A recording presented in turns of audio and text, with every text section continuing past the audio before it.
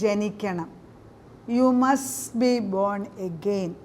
വീണ്ടും ജനിക്കുക എന്ന് പറയുമ്പോൾ എല്ലാവരുടെയും മനസ്സിൽ സംശയങ്ങൾ ഉയരും.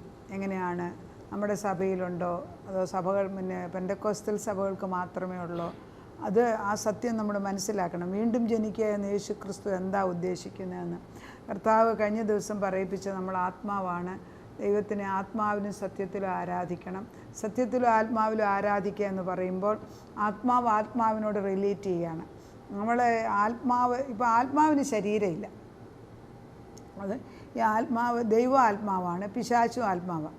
ദൈവത്തിന് രൂപമുണ്ടോ എന്ന് വെച്ചാൽ ഏത് രൂപത്തിൽ നമ്മുടെ മുമ്പിൽ വരാൻ സാധിക്കും. പിശാചിനും ഒരു രൂപമൊന്നുമില്ല, അവനും ഏത് രൂപം എടുക്കാം. അതുകൊണ്ടാണ് പിശാച് പലപ്പോഴും മനുഷ്യരില്ലെങ്കിൽ അവന് പ്രവർത്തിക്കാനൊക്കത്തില്ല. ദൈവത്തിനും അതുപോലെ തന്നെ ഭൂമിയിൽ പ്രവർത്തിക്കണമെങ്കിൽ നമ്മൾ ആവശ്യമുണ്ട്. നമ്മളില്ലാതെ ദൈവത്തിനും ഒന്നും പ്രവർത്തിക്കാൻ, കുറച്ച് സാധനങ്ങളൊക്കെ ഉണ്ടാക്കി വെക്കാൻ സാധിക്കും, പക്ഷെ നമ്മളില്ലാതെ ദൈവത്തിനൊന്നും കാര്യമായിട്ട് ഭൂമിയിൽ ചെയ്യാനൊക്കത്തില്ല.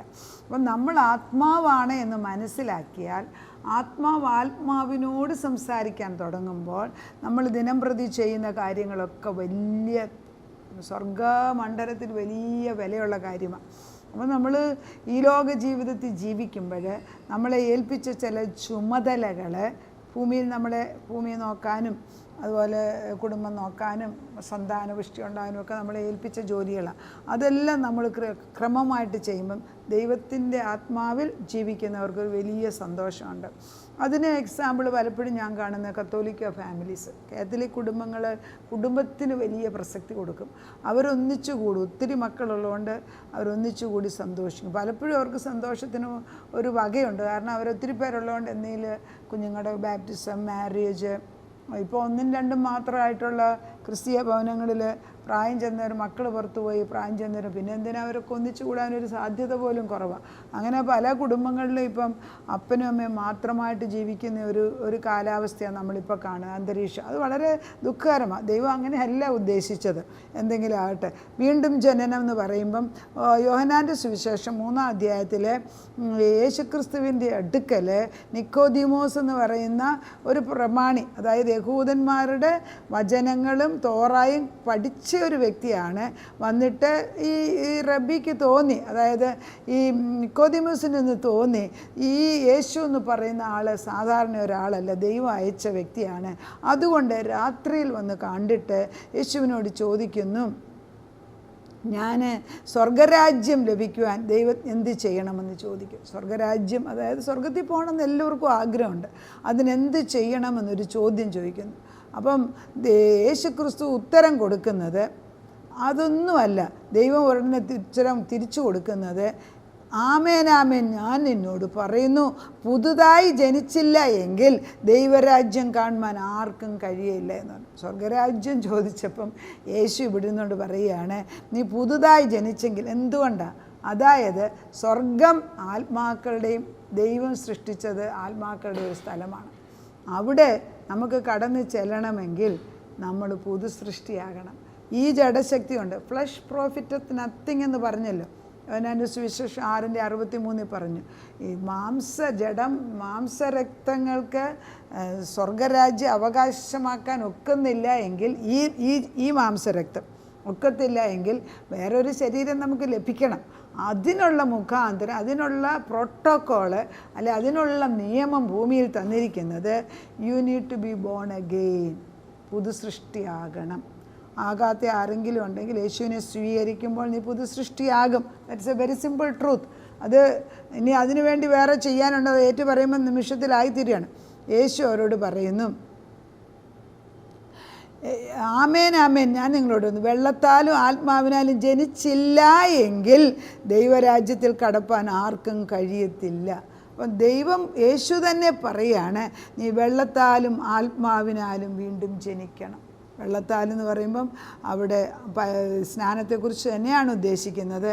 ആത്മാവിനെന്ന് പറയുമ്പം പുതു സൃഷ്ടിയാകുമ്പം നഷ്ടപ്പെട്ട നമ്മുടെ ദൈവത്തിൻ്റെ ആത്മാവിനെ തിരിച്ച് ക്രിസ്തുവിൽ വാങ്ങിച്ചെടുക്കുക എന്നാണ് ഉദ്ദേശിക്കുന്നത്. ഇത് രണ്ടും ദൈവത്തിന് നിർബന്ധമാണ്. സ്വർഗത്തിൽ ജഡത്താൽ ജനിച്ചത് ജഡമാകുന്നു, ആത്മാവിനാൽ ജനിച്ചത് ആത്മാവാകുന്നു. നിങ്ങൾ പുതുതായി ജനിക്കണം. അപ്പം ഈ ലോകത്തിൽ നമുക്ക് തന്നിരിക്കുന്ന ഈ ശരീരം ആത്മാവിൻ്റെ വസ്ത്രമാക്കി മാറ്റണമെങ്കിൽ നമ്മൾ പുതുസൃഷ്ടിയാകണം. ആ പുതുസൃഷ്ടിയാകുന്നത് ക്രിസ്തുവേശുവിൽ കൂടെ മാത്രമാണ്. നമ്മൾ നേർച്ച കഴിച്ചത് കൊണ്ടോ, കുറേ നേരം പ്രാർത്ഥിച്ചത് കൊണ്ടോ, കുറച്ച് പേർക്ക് നമ്മൾ ദാനധർമ്മം ചെയ്യുന്നത് കൊണ്ടോ, വസ്ത്രം നമ്മൾ മറ്റുള്ള ഒന്നും അല്ല. There need to be this fundamental truth.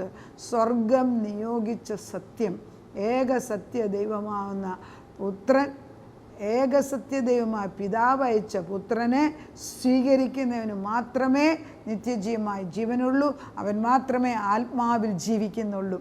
അപ്പോൾ ഉൽപ്പത്തി 3-ാം അധ്യായത്തിൽ നഷ്ടപ്പെട്ട ആത്മാവിനെ ഇവിടെ യോഹന്നാൻ്റെ സുവിശേഷം 3-ൽ ദൈവം ഉത്തരം തരുന്നു.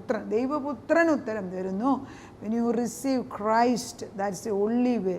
ക്രിസ്തുവിൻ്റെ ആത്മാവിനെ സ്വീകരിക്കുമ്പോഴാണ് നീ പുതുതായി ജനിക്കുന്നത്. ആ പുതുതായി ജനനം വെള്ളത്താലും ആത്മാവിനാന്ന് പറയുമ്പോൾ, വെള്ളം സ്നാനത്തെക്കുറിച്ചും ആത്മാവിനെക്കുറിച്ച് പറയുമ്പം ക്രിസ്തുവിൻ്റെ പരിശുദ്ധാത്മാവിനെക്കുറിച്ചുള്ളത് വരാൻ പോകുന്നതിനെക്കുറിച്ചാണ് അന്ന് പറഞ്ഞത്. വന്നു കഴിഞ്ഞു. പിന്നെ യോഹന്നാൻ്റെ 14 പറയുന്നുണ്ട്, ഞാൻ നിങ്ങളെ അനാഥരായിട്ട് വിടുകയില്ല, ഞാൻ പോകുന്നത് നല്ലത്, ഞാൻ പോയാലോ നിങ്ങൾക്ക് എൻ്റെ ആത്മാവിനെ പറഞ്ഞയക്കും. പരിശുദ്ധാത്മാവുന്ന കാര്യസ്ഥനില്ലാതെ പിന്നെ ഒന്ന് മനസ്സിലാക്കേണ്ടത്, ഇപ്പം എന്നിലും നിങ്ങളിലും പരിശുദ്ധാത്മാവ് ഉണ്ടെന്നിരിക്കട്ടെ, നമ്മൾ ആരെങ്കിലും നമ്മളോട് എന്തെങ്കിലും ചോദിച്ചാൽ ഉടനെ ഉത്തരം പറയാതെ ചോദിക്കണം പരിശുദ്ധാത്മാവിനോട്. നമുക്ക് കാര്യസ്ഥനായിട്ട് ഒരാളുണ്ട്, പലപ്പോഴും നല്ലത് പറഞ്ഞ് വഴിതെറ്റിച്ച് കൊണ്ടുപോകും. അതുകൊണ്ട് നമ്മൾ ദൈവത്തോട് ചോദിച്ചിട്ട് കാര്യസ്ഥൻ പറയുന്ന അനുസരിച്ച് ജീവിക്കാൻ തുടങ്ങുമ്പം ഒരു പുതു സൃഷ്ടിയുടെ ജീവിതം നമ്മൾ തുടങ്ങിയാണ്. അതാണ് ദൈവം പുതിയ സൃഷ്ടി. അപ്പോൾ നമ്മൾ മനസ്സിലാക്കേണ്ടത്, നമ്മൾ ഈ സത്യം മനസ്സിലാക്കണം. ദെൻ വി നീഡ് ടു നമ്മൾ ഈ മെഡിറ്റേറ്റ് ചെയ്യണം ഈ വചനത്തിൽ, കർത്താവിൻ്റെ വചനം. അപ്പോഴും ആ ദൈവത്തിൻ്റെ വചനം മെഡിറ്റേറ്റ് ചെയ്ത് കഴിഞ്ഞിട്ട് ദൈവത്തിൻ്റെ വചനം അനുസരിക്കുന്നവരാകണം. അങ്ങനെയാണ് ഫെയ്ത്ത് വരുന്നത്. കർത്താവ് ഈ യോഹന്നാൻ്റെ സുവിശേഷം 5:19 പറയുന്നുണ്ട്, യേശു പറയുന്നതാണ്. എന്നാൽ യേശു ക്രൂശ് മരണം കഴിഞ്ഞിട്ടില്ല.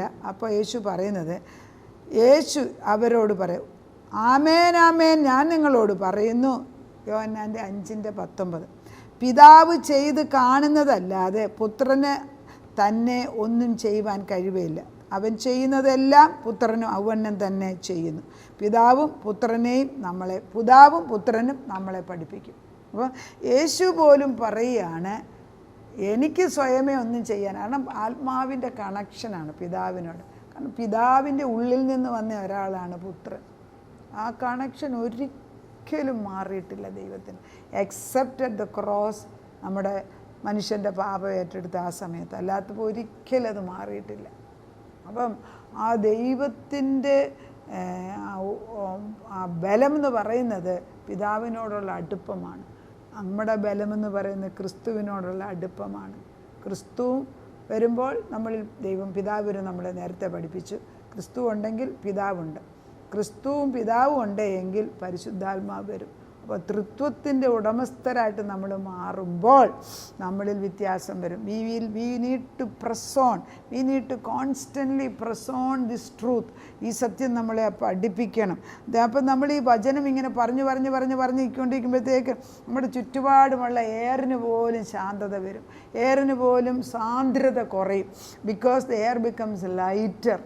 നമ്മളിങ്ങനെ താഴോട്ട് വലിച്ചു കൊണ്ടുപോകുന്ന ശക്തി നമ്മളിന്ന് മാറും, നമുക്ക് വേറൊരു പുതിയ ജീവൻ തരും. അതുകൊണ്ടാണ് നമ്മൾ പറയുന്നത്,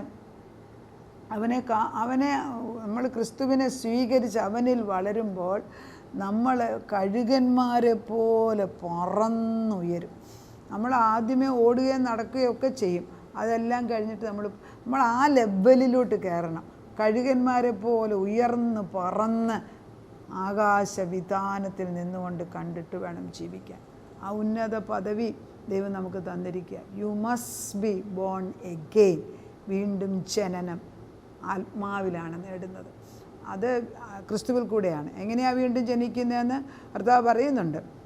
വെള്ളത്താലും ആത്മാവെന്ന് പറയുന്നത് പരിശുദ്ധാത്മാവിനെ, ക്രിസ്തുവിനെ സ്വീകരിക്കുമ്പോൾ നമ്മുടെ ഹൃദയത്തിൽ പരിശുദ്ധാത്മാവ് കടന്നു വരും. ക്രിസ്തു അല്ലാതെ വേറൊരു മാധ്യമം, ഒരു മീഡിയ ദൈവം തന്നിട്ടില്ല. അതിന് റോമർക്ക് എഴുതിയ ലേഖനം 10-ാം അധ്യായത്തിൻ്റെ 8 തൊട്ട് 9, 10 വരെയുള്ള വാക്യങ്ങൾ അതിനുണ്ട്. അപ്പം ദൈവത്തെ സ്വീകരിച്ച് കഴിയുമ്പോൾ നമ്മളിൽ വ്യത്യാസം വരും. അത് it's A change from inside, അകത്തു നിന്നാണ്. ആ ദൈവം നമ്മളെ പുതുസൃഷ്ടികളായി മാറ്റട്ടെ, നമ്മുടെ തലമുറകളെ അങ്ങനെ ആക്കട്ടെ. ദൈവം ഒരുവൻ ക്രിസ്തുവിലായാൽ ഒരുവൻ, അവൻ്റെ കുടുംബത്തിലുള്ള സകലരും രക്ഷിക്കപ്പെടും. കാരണം ക്രിസ്തുവിന് നമ്മൾ സ്ഥാനം കൊടുക്കുകയാണ്. അപ്പോസ്തല പ്രവൃത്തി 16:31 നമ്മൾ ദൈവത്തിലേക്ക് തിരിഞ്ഞ് കർത്താവിൻ്റെ സ്വർഗരാജ്യം, ദ കിങ്ഡം ഓഫ് ഗോഡ് പണിയുന്നവരായി മാറട്ടെ. ദൈവം നമ്മളെ അനുഗ്രഹിക്കട്ടെ. നാഥ, തിരുസന്നിധിയിലേക്ക് കടന്നു വരികയാണ്. അപ്പച്ചനറിയാതെ ഒന്നും സംഭവിക്കുന്നില്ല. നിൻ്റെ മഹാകരുണയും മഹാശക്തിയുമാണ് ഞങ്ങളെ ഇതുവരെ നടത്തിയത്. വീണ്ടും ജനിക്കുക എന്ന് പറയുമ്പോൾ പലർക്കും ഭയം തോന്നും. എന്നാൽ നഷ്ടപ്പെട്ടതായ ദൈവത്വം, ഏദൻ തോട്ടത്തിൽ പാപം ചെയ്തപ്പോൾ നഷ്ടപ്പെട്ടതായ ദൈവത്വം അപ്പച്ചൻ തിരിച്ചു തരുന്നതാണ്. ആ ഗ്ലോറിയസ് പ്രസൻസ്, ആ ഗ്ലോറി നമുക്ക് ചുറ്റും തിരിച്ചു വരുന്നു. ആ കർത്താവിൻ്റെ ആത്മാവ് ഞങ്ങളിലേക്ക് വരുമ്പം ഞങ്ങൾ പുതു സൃഷ്ടിയായി. അതുകൊണ്ടാണ് 2 Corinthians 5:17 പറയുന്നത്, when you receive Christ you become a new creation, new creature, the old is gone, the new has come. പുതിയത് വന്നിരിക്കുന്ന പക്ഷേ ഞങ്ങളെ പുതു സൃഷ്ടിയാക്കി മാറ്റി. നിൻ്റെ തേജസ് കൊണ്ട് ഞങ്ങളെ നിറച്ചിരിക്കുന്നതിനാലും, ഞങ്ങൾ പോകുന്നിടത്തെല്ലാം നിൻ്റെ മഹാശക്തി കൊണ്ട് നിറച്ചിരിക്കുന്നതിനാലും, ഞങ്ങളുടെ തലമുറകളുടെ മേലെ അനുഗ്രഹം അയച്ചിരിക്കുന്ന കുടുംബമായിട്ട് ഞങ്ങളെ സ്വീകരിച്ചിരിക്കുന്നതിനാലും നന്ദി പറയുന്നു. യേശു ക്രിസ്തു, he who began a good work in us is faithful to complete it. ഞങ്ങളിൽ തുടങ്ങിയത് പൂർത്തിയാക്കാൻ അവിടുന്ന് വിശ്വസ്തൻ. നിൻ്റെ വെളിച്ചം അയച്ചു കൊടുത്താട്ടെ. ഇരുട്ട് മാറട്ടെ, വെളിച്ചം കടന്നു വരട്ടെ. ഇരുട്ട് മാറി വെളിച്ചം ചെന്ന് കൊണ്ടിട്ട് എല്ലാ മക്കളിലും പ്രകാശമുണ്ടായി നിത്യജീവൻ ഉണ്ടാകട്ടെ. നാഥൻ പ്രാർത്ഥന കേട്ട് അനേക മക്കളിലേക്ക് ആ ദാഹം, ആ തേഴ്സ്റ്റ്, ദൈവരാജ്യത്തെക്കുറിച്ച് അറിയാനും ദൈവരാജ്യത്തിൻ്റെ ഉടമസ്ഥരാണെന്ന് മനസ്സിലാക്കി ജീവിപ്പാനുള്ള കൃപ കൊടുത്താട്ടെ. അങ്ങനെ ചെയ്യുന്നതിന് നന്ദി. യേശു ക്രിസ്തുവിൻ്റെ പൊന്നുനാമത്തിൽ തന്നെ. ആമേൻ.